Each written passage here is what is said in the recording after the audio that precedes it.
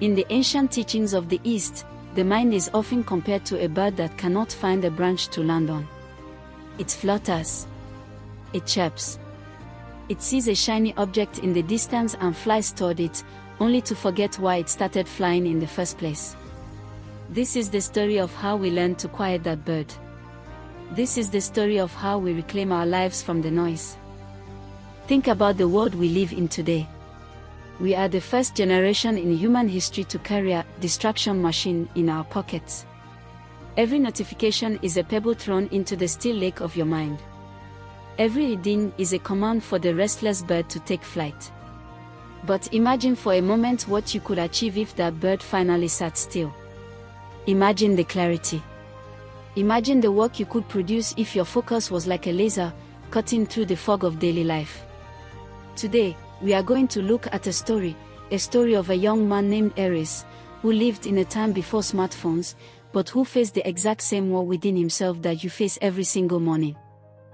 Aris was a woodcarver by trade, but he was a poor one. Not because his hands lacked skill, but because his mind lacked a home. He would start carving a beautiful eagle, but halfway through, he would see a squirrel run past his workshop. He would drop his tools, follow the squirrel, and by the time he returned, the inspiration for the eagle was gone.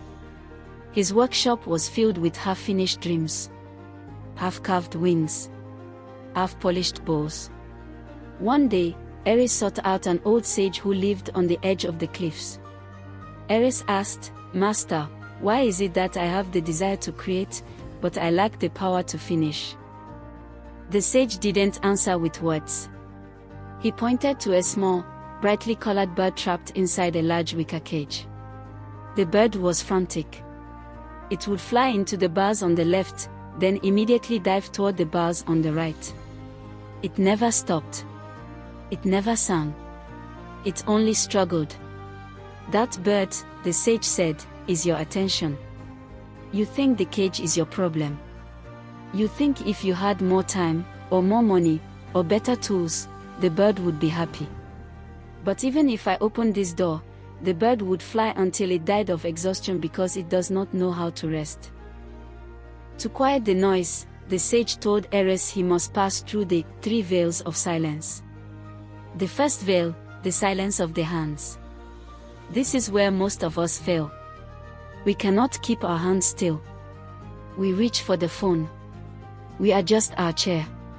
We grab a snack we aren't hungry for. The sage told Aris, "For 1 hour a day, do nothing. Do not carve.